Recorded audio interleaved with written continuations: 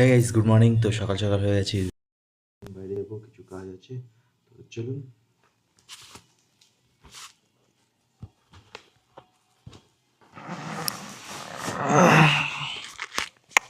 One two three, hello mike testing, 1 2 3, okay, all check.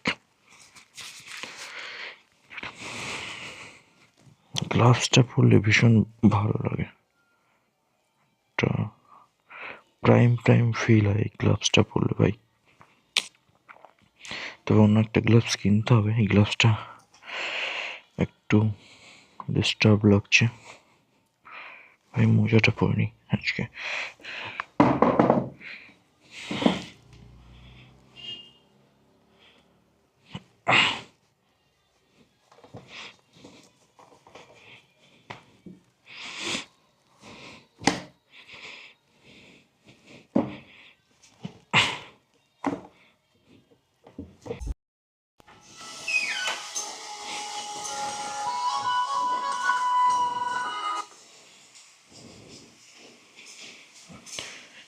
কালকের ভিডিওটাকে বসিয়ে দিলাম আপলোডে।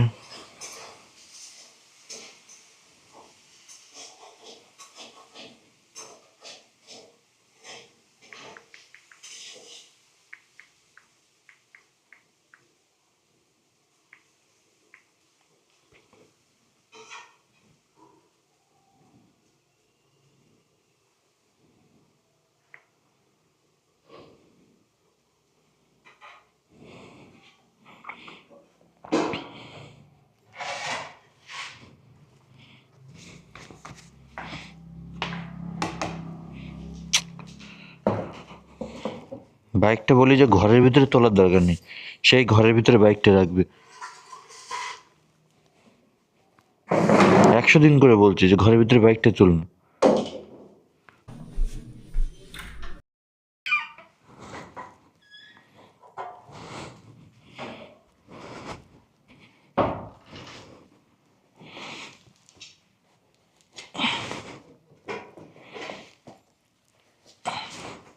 আমি বেরিয়ে গেলাম।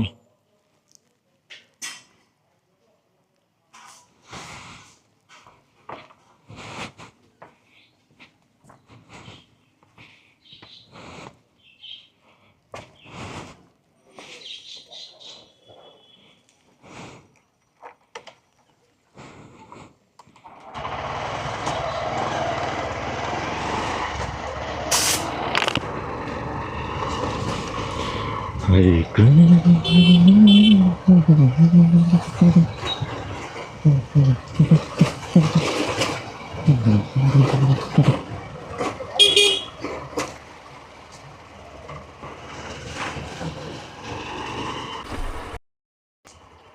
গাইস, তো রাস্তার ডিজাইনটা দেখুন। রাস্তা এখানে শেষ, এখান থেকে একটা রাস্তা শুরু। ইঞ্জিনিয়ার ভাই, টপ ক্লাসের ইঞ্জিনিয়ার, ইঞ্জিনিয়ারিং ব্রেন লাগিয়েছে এখানে। দেখো রাস্তার অবস্থা ভাই।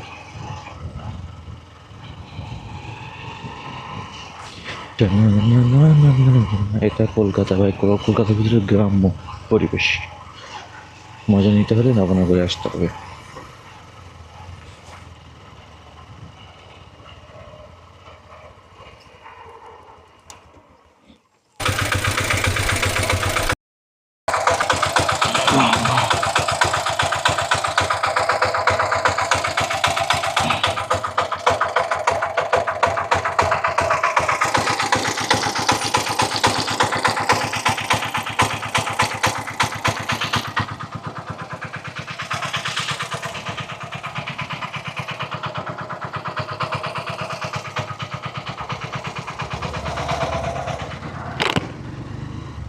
গাইস, তো রাস্তাটা এতই ছোট যে আমি ওখানে কালেকশনটা কোনোরকমভাবে শেষ করেই বেরিয়ে গেলাম।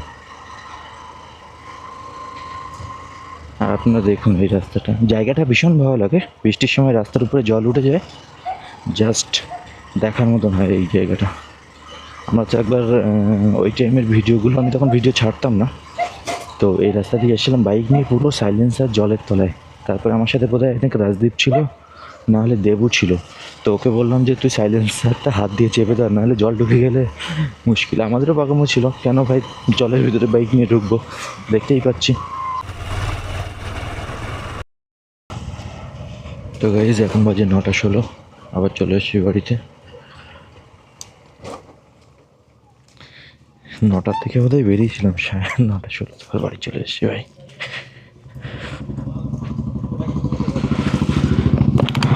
তো দেখি রান্না হয়েছে কিনা। আমার রান্না হয়েছে? হ্যাঁ,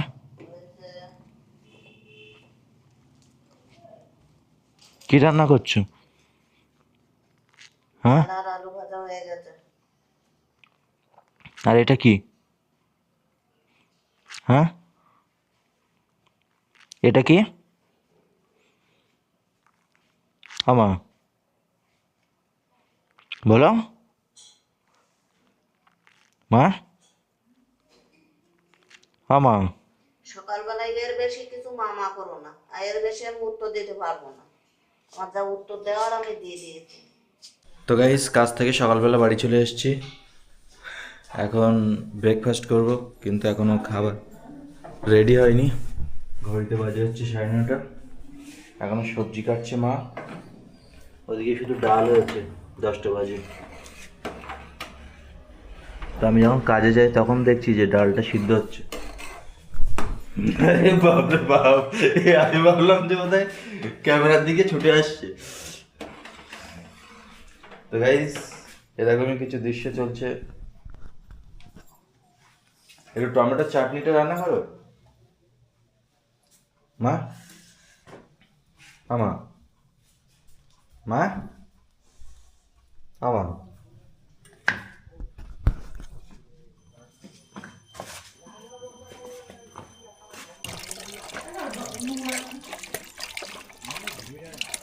কার সাথে চুরি করে?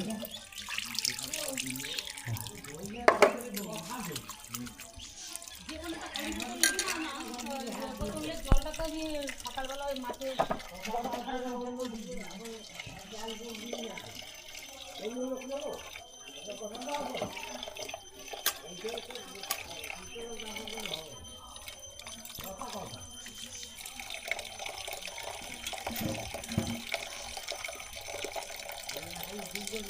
10টা বাজে, এই কলে একটু আগে আসা যায় না? জল চলে যাওয়ার সময় আসতে হবে।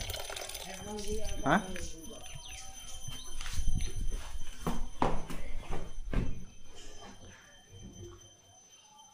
হ্যাঁ,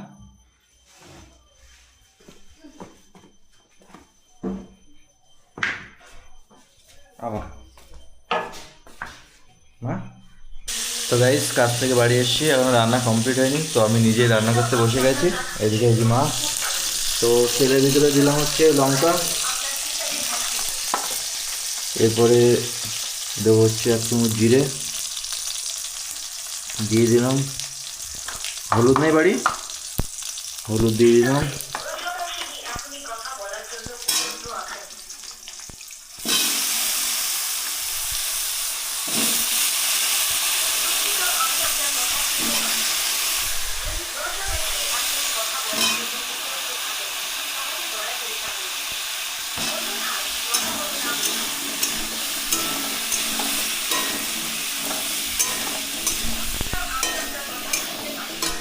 খেয়ে তো মনে হ্যাঁ।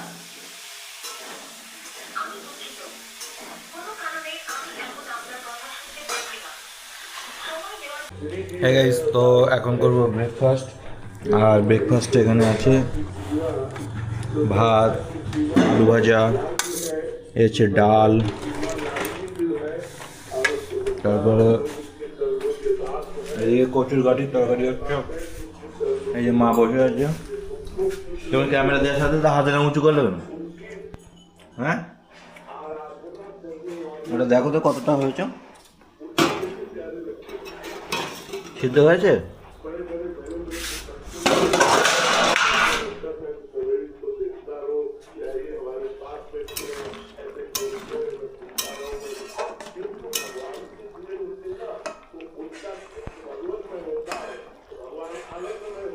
আমার দেখো তো সিদ্ধ হয়েছে কিনা,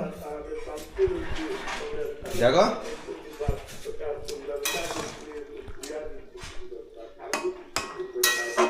হয়েছে। আমি যখন খাচ্ছি এই থালায়, তাহলে আবার ওই থালায় ভাত বাড়া কি দরকার?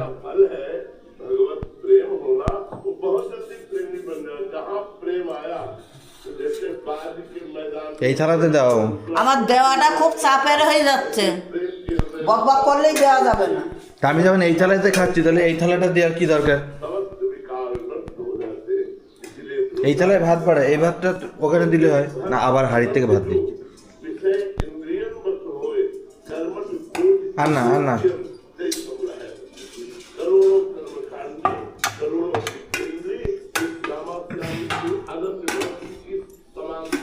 ডাল দাও।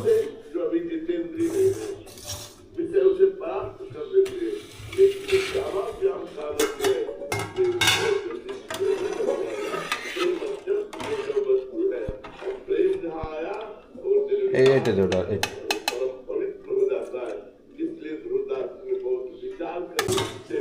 ডাল দেবো, এক জায়গায় ডাল দেবো, ওখানে তো তরকারিটা যাবে। আমি বারবার রোজ বলি যে এক জিনিস এক জায়গায় দেবে, দু জায়গায়, এখানেও ডাল এখানেও ডাল, তাহলে আমি তরকারিটা কোথায় নেবো? এখানে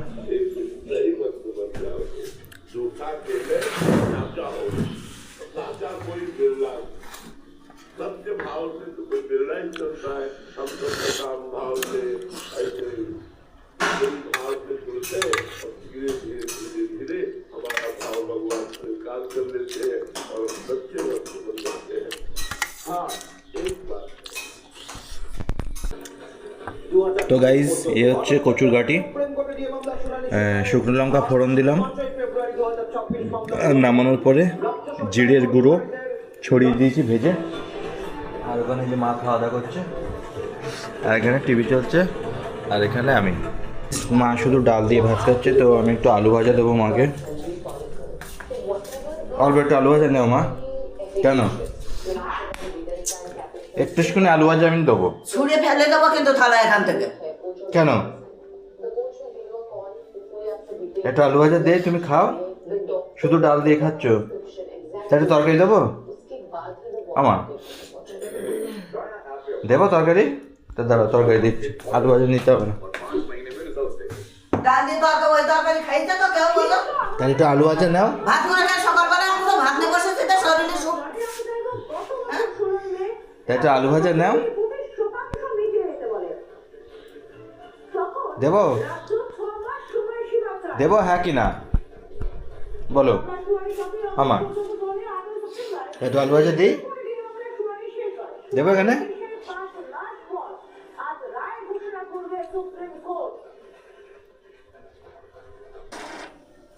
হ্যাঁ গাইস, তো এখন এখানে মার্কেটিংয়ের পেজগুলো প্রিন্ট দিচ্ছি।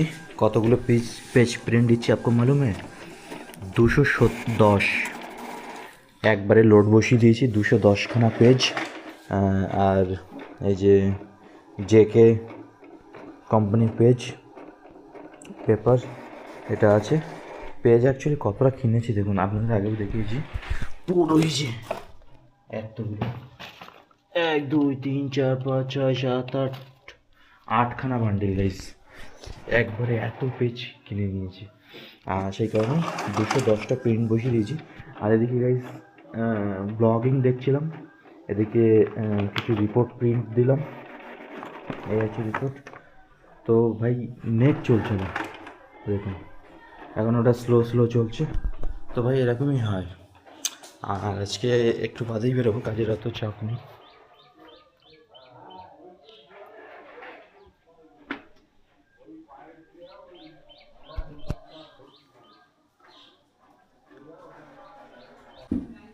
गाइस तो देखूं कितना सारा पेज मैंने प्रिंट आउट किया, तो इसको मार्केटिंग के लिए प्रिंट आउट किया, तो इतना सारा सामान मार्केटिंग में जाएगा। तो चलते हैं अभी रेडी होके, बाद में देखता हूँ इस सब चीज़ को। लाइन को ऑफ कर देता हूँ।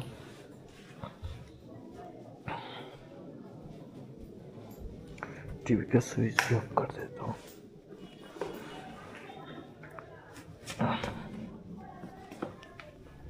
नया नया बूट बहुत अच्छा लगता है, बाद में वो भी फीका लगने लगता है। तो भाई लग करके जाता हूँ, 12 बज रहा है अभी।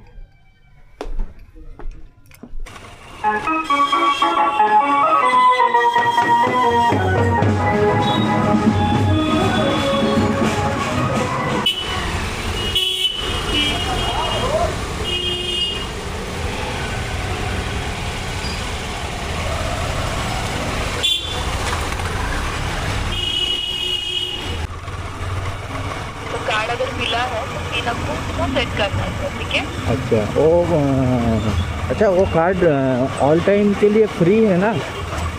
हाँ करेक्ट, डोंट वरी सर, ये कार्ड आपका लाइफ टाइम फ्री कार्ड है, जहाँ पे आपको कोई एनुअल और जॉइनिंग चार्जेस नहीं है सर, ठीक है। ओके ओके ओके सर, मैं कार्ड एक्टिव रखते हैं कोशिश करते हैं यहाँ पे, आप एक पिन सेट कर लीजिए सर कल के दिन तक, ठीक है। अच्छा ठीक है। अच्छा पिन सेट करने के लिए कैसे करना होता है? पिन सर सेट करना है ना, तो आप मोबाइल एप्लीकेशन से sir within 1 minute pin set कर सकते हैं सर, ठीक है। कैसे? मोबाइल एप्लीकेशन से सर, मोबाइल से कैसे प्रोसेस बोलिए? मोबाइल एप्लीकेशन में सर आपको कार्ड ऑप्शन है।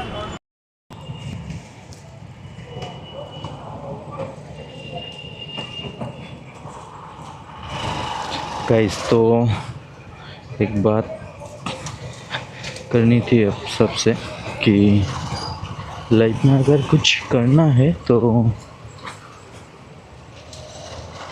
बस कुछ मत सोचो, उसको एक्शन में ले लो। अगर आप किसी भी काम हो, कुछ भी हो, आप जब तक उस काम के लिए आप एक्शन नहीं लेंगे तब तक कुछ नहीं होने वाला। इसको आप ऐसे समझ सकते हो कि जब तक रिमोट नहीं दबाओगी तब तक टीवी कैसे ऑन होगा? सिर्फ स्विच बोर्ड का स्विच देने से रिमोट मतलब बोर्ड का स्विच, मैं हिंदी थोड़ा वीक है इसलिए बांग्लाয় বলতা हो, ঠিক আছে? শুনো, তুমি যতক্ষণ না কোনো অ্যাকশান নেবে ততক্ষণ পর্যন্ত তুমি শুধু ভাবতেই থাকবে কী করছো কী করছো কী করছো। বাট তুমি যখন কোনো অ্যাকশান নিয়ে নেবে না, তখন তুমি দেখতে পাবে যে সাডেনলি রাস্তা ওপেন হয়ে গেছে। প্রবলেম আসবে, বাট প্রবলেম আসলে তার একটা সলিউশনও বেরোবে, তুমি সেটা নিজে থেকেই করতে পারবে তার সলিউশন। কিন্তু যতক্ষণ পর্যন্ত তুমি অ্যাকশান না নেবে ততক্ষণ তো প্রবলেমও আসবে না, सक्सेस तो दूर कथा। तो आपको जो भी अच्छा लगता है, जो आप करना चाहती है মানে আপনারা যেটা করতে চান সেটাকে করেই ফেলুন। তারপরে ভালো হলো খারাপ হলো সেটা করতে করতে ঠিক হয়ে যাবে। বাট যতক্ষণ করবেই না ততক্ষণ বুঝবে কী করে যে কোনটা খারাপ কোনটা ভালো। তো এটা মাথায় এসছে তো শেয়ার করলাম আপনাদের সাথে।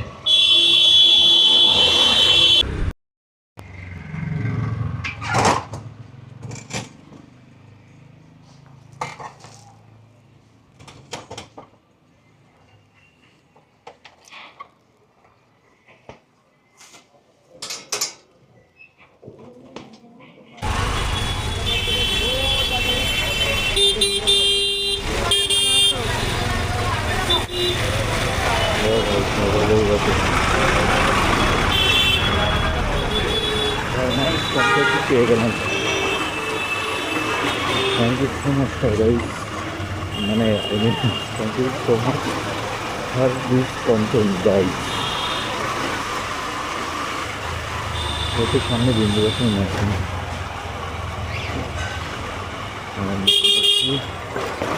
এরকম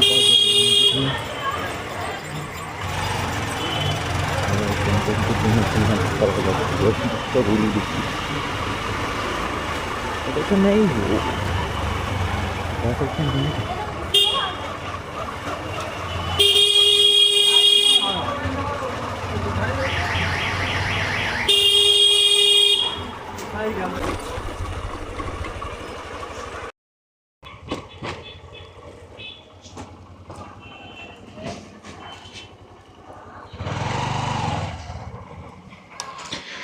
তো গাইস বাড়িতে চলে এসেছি।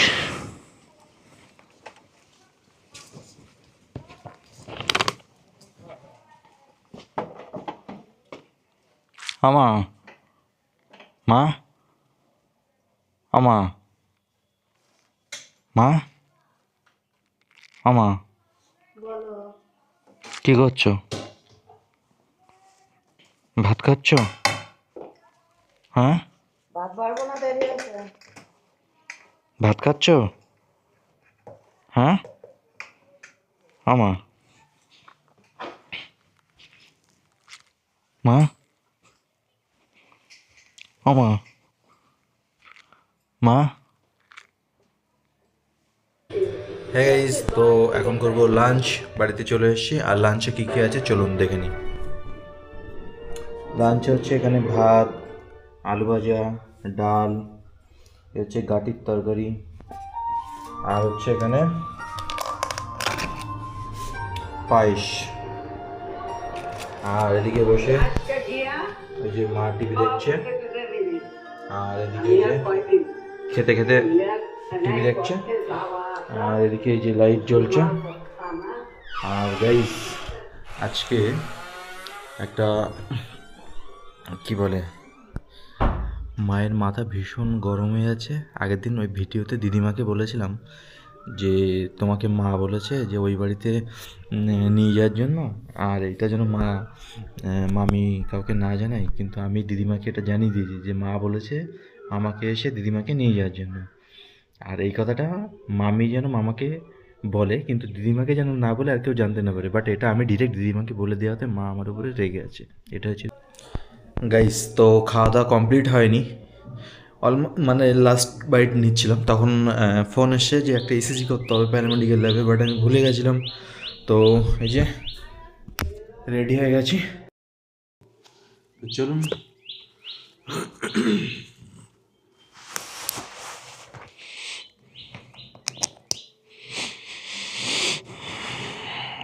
কাজ করে শেষ করে না, ঠান্ডা কি লাগছে জানি না, বাইরের কি অবস্থা। হালকা ফুলকাটাই নিয়ে যাবো।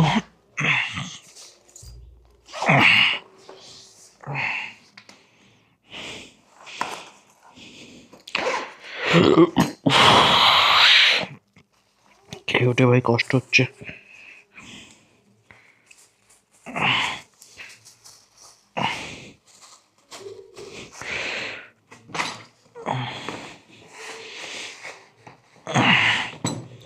তো কেটে পড়ি তাড়াতাড়ি, চাবি নেব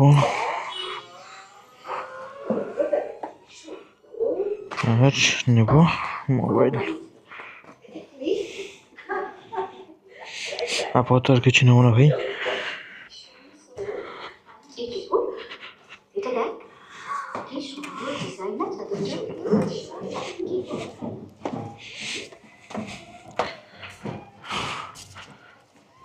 সরো, কাদের বাড়ি বিয়ে হচ্ছে? এই স্বর্ণর বিয়ে? বাড়ি ছেলে আছে, মেয়ে আছে, সেই বাড়ি হবে না। আমার মতন কি কপাল নাই সব। কেন? আমার লোকের বিয়ে হবে না।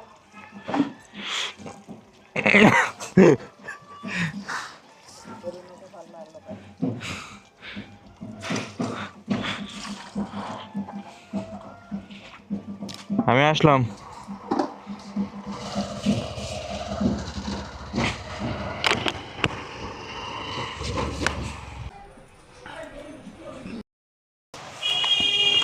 গাইস, তো এই যে প্যারামেডিক্যাল ল্যাবে এসেছিলাম ইসিজি করতে, হয়ে গেছে।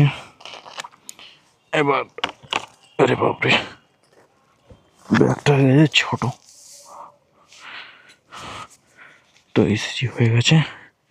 এখন যাবো হচ্ছে বাড়ির দিকে। আর গাইস আজকে জাস্ট লাস্টে পায়েসটা খাচ্ছিলাম, পায়েস খেতে খেতে ফোন করেছে যে 2 মিনিট দাঁড়াবে, সেই সময় নেই, মানুষের এত ব্যস্ত।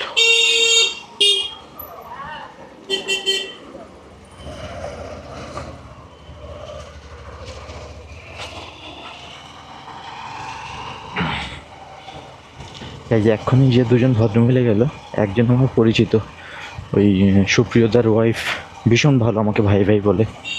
বাট যেহেতু হেলমেট পরা আমাকে চিনতে পারিনি, আর আমিও ওনাকে ঠিক বুঝতে পারিনি।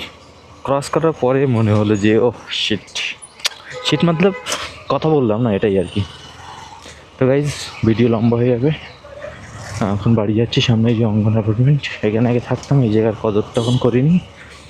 এখন এই জায়গাতে চলে গিয়ে বুঝতে পারি যে কোথার থেকে কোথায় চলে গেছি। তো চলুন मिलता हूँ बाद में फिर किसी बात पे।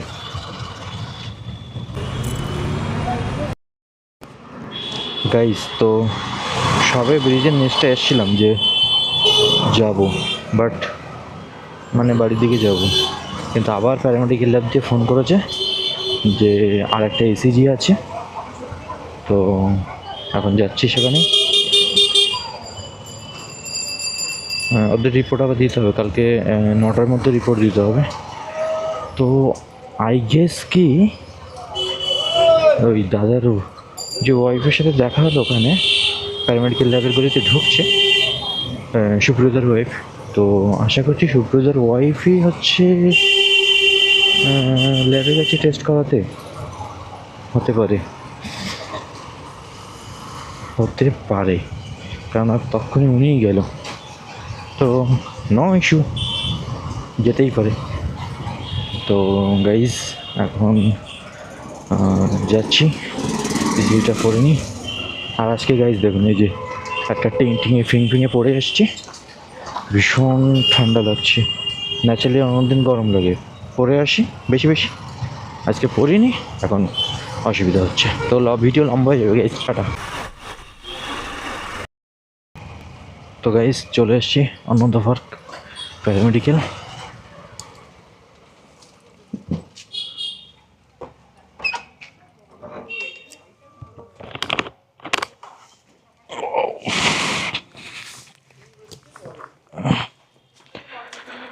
জয় মাতা দি। তো আজকে একজনকে হরে কৃষ্ণ বলাতে সে বলছে যে তুমি যে হরে কৃষ্ণ বলো, তো হরে কৃষ্ণ কাকে বলো?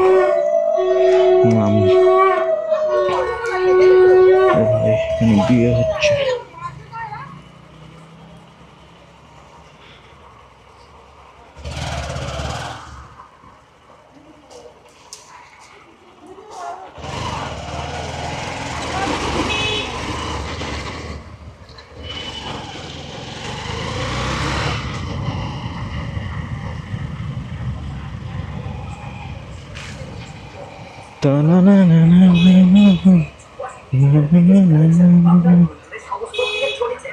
সবচেয়ে কম দামে পাবে শুধুমাত্র খোসলা ইলেকট্রনিক্স, আর সাথে আছে 0 ডাউন পেমেন্ট, 0 প্রসেসিং, আর সবচেয়ে কম কিস্তিতে পড়াশোনা শুরু। তাহলে আর দেরি কিসে? আজই চলে আসুন খোসলা ইলেকট্রনিক্স।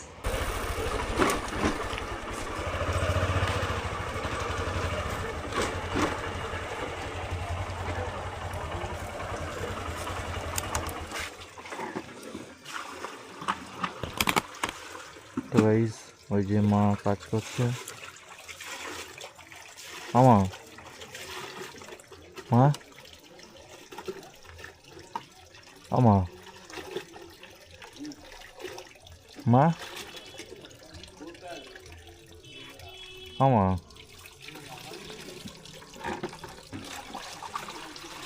কলে জল থাকে কতক্ষণ মা?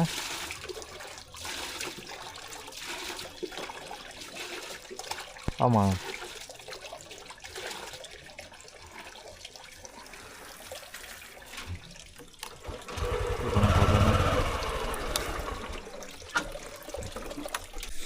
আমা এই পেজগুলো কোথায় রাখবো? হ্যাঁ আমি জানি না বাবা। কারণ তুমি বলো এই পেজগুলো কোথায় রাখবো? হ্যাঁ এটা প্লাস্টিক হবে আমা? হ্যাঁ আমার এটা প্লাস্টিক হবে? হ্যাঁ আমা? হ্যাঁ এটা প্লাস্টিক হবে ওই পেজগুলো রাখার জন্য আমা? হ্যাঁ আমা? হ্যাঁ আমা এটা প্লাস্টিক হবে কই? হ্যাঁ আমা এটা প্লাস্টিক হবে এই পেজগুলো রাখার জন্য? হ্যাঁ বলা তপস্যাটা কি কেনিয়ার জেলে বসে করেছিলেন গর্জন রায়? আসুন মহিমায় আপনার কেরামতি যে আমার ডাকছে তোমার হাতে কেমিক্যাল মেখে সকালবেলা পণ্ড বাবা আর রাতে চোরা শিকারি ছেলের চারুতটা মিঠা না তিখা সেটা চেখে দেখে আমি আসছি আচ্ছা আসছি অবিতা কি অবস্থা বসা দোকান বন্ধ করে বলে ওইখানে গেছে। এখানে বইকে ফ্যান করা আছে আমি তো রেখে দিই না করি আপনি না করি বাকি তো দোকান বন্ধ করে ওদের ট্রেনের দেরি হয়ে যাচ্ছে নটন কি হচ্ছে বসা দেখো ট্রেন তো তোমার আছে কেন বলবো বুঝে একটা চালতে দিয়েছিল তুই আছে তোমার মধু বাবার এখন থানায় মধু ছাকা হচ্ছে বকুল সিংহ। বাবুরে দেবেন না কেন মাসে বাসনে করেছি ফলকবাদের এমনি সব ম্যালেরিয়া ধোয়া পাগলা আমি কাজ জিজ্ঞেস করছি আমি ধোয়া পাগলা কে খাতা খেয়াল আছে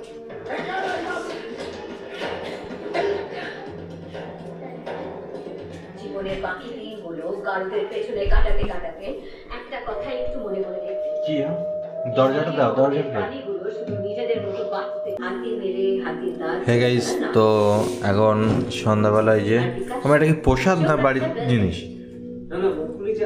প্রসাদ দেখো না হ্যাঁ পুরুষোত্তম সিংহ সেদিন একটা আমার। কথা বলেছিলেন হ্যাঁ তো গাইজ এই যে পায়েস আর চালতার আচার দিয়ে গেছে পাশের বাড়ির কাকিমা। বাবু মুকুলের সম্পর্কে কিছু কথা বলে দিয়েও বললেন না, থেমে গেলেন। পরের বার আবার মেঘাতুপুরতে গিয়ে যখন আমি তাকে ধরলাম তখন উনি বললেন মুকুলের জুয়া খেলার নেশা আছে, এদিক ওদিক অনেক ধার করে বেরিয়েছেন, টাকার দরকার। বাবার ব্যবসা তুমি দেখেন না, কাজে রোজগারের অন্য রাস্তা চাই। কলকাতার স্পাই মুকুলকে খবর দেয় আমরা জনশতাব্দীতে পৌঁছি, আর আমি ওকে দেখি চালতা আচার ভালো লাগছে না। কম্পার্টমেন্টে ওঠার আগে। তো গাইজ এখন রান্না করব। মা ওই যে বসে আছে মানে বসতে যাচ্ছে আর আমি রান্না করব। এই কারণে মায়ের রান্নাটা তো ভালো না, তো সেই কারণে মাকে বললাম মা তুমি বসে বসে টিভি দেখো, আমি রান্না করে দিচ্ছি। আমার তুমি টিভি দেখো। তো গাইজ প্রথমে হচ্ছে গ্যাসটা অন করতে হবে, তো গ্যাসটা অন করে নিয়ে। তো গাইজ গ্যাস অন হয়ে গেছে, এবার গ্যাসে বসালাম কড়াই, এরপরে দেব একটু তেল।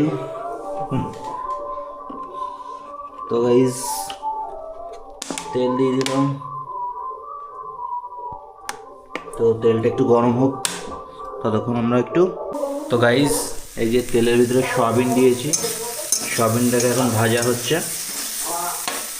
তারপরে সয়াবিনটা ভাজার পরে কড়াইতে তেল দেবো, দিয়ে মশলা দেবো, মশলাটা একটু হয়ে যাবে তারপরে দেবো হচ্ছে টমেটো কুচি, দিয়ে এটাকে কষাবো, কষিয়ে তারপরে সয়াবিন ভাজা দেবো।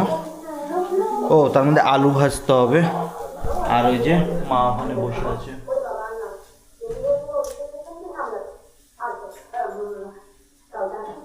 ধর আমি আর আসবো মাথা বন্ধ। তো গাইস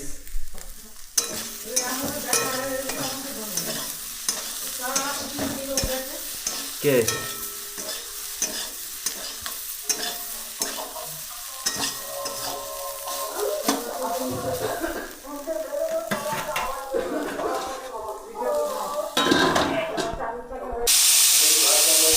তো গাইস এখন আলু ভাজা হচ্ছে।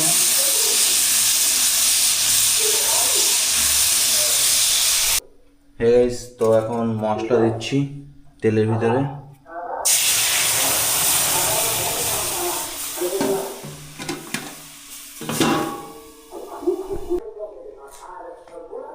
আমা মা আমা এই লবণটা দেখে দাও তো। আমা হ্যাঁ আমার একটু তরকারির লবণটা দেখে দাও মা। আমা দেখো একটু লবণটা দেখে দাও। আর পারবো না। একটু দেখে দাও, আমি আমি মুখ দিতে পারবো না এখন।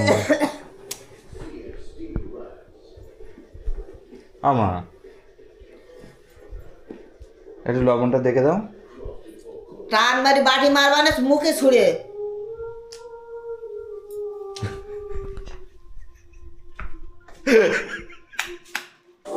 তো গাইস সয়াবিনের তরকারি রান্না হয়ে গেছে, আর এখন এটাকে টেস্ট করা হবে কেমন হয়েছে।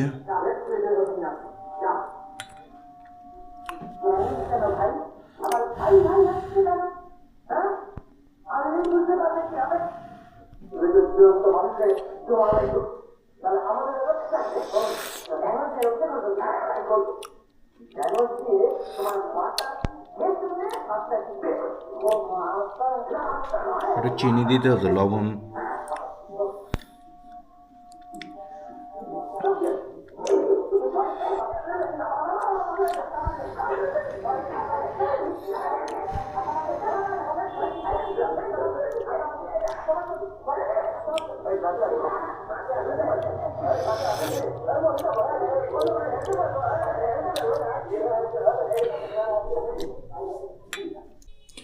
হ্যাঁ গাইস, তো আজকের ভিডিও এখানেই পর্যন্ত।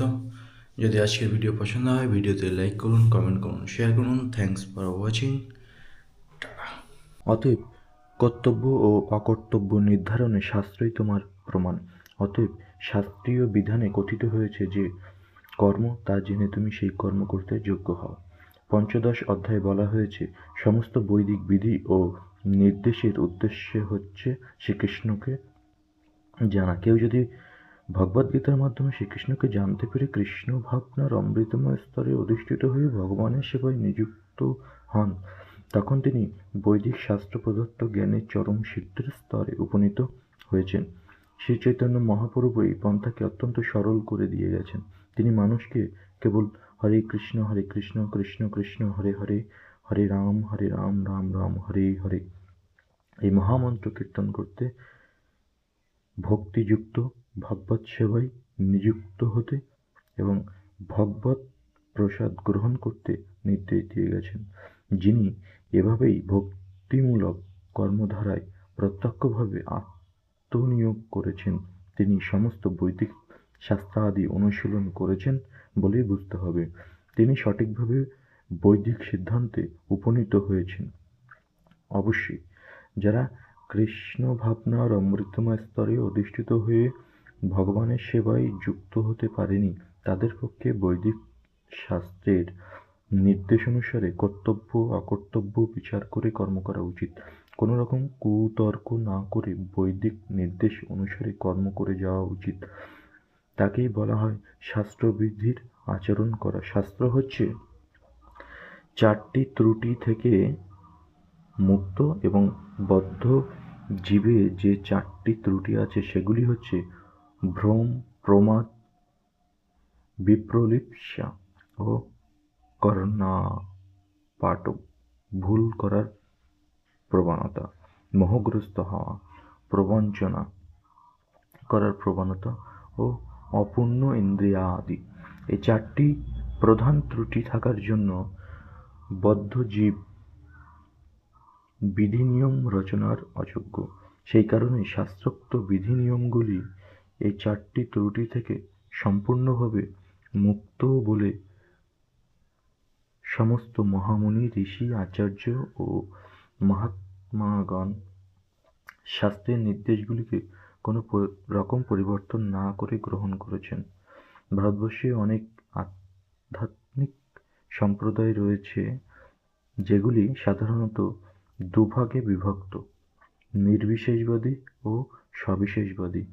তারা উভয়েই অবশ্য বৈদিক নির্দেশ অনুসারেই জীবনযাপন করেন। শাস্ত্র নির্দেশ অনুশীলন না করে কখনই সিদ্ধিলাভ করা যায় না। তাই যিনি যথার্থভাবে শাস্ত্রের মর্মার্থ উপলব্ধি করতে পেরেছেন তিনিই ভাগ্যবান। পরম পুরুষোত্তম ভগবানকে উপলব্ধি করার পন্থা অবলম্বন না করার ফলেই মানব সমাজে অধঃপতন দেখা দেয়। মানব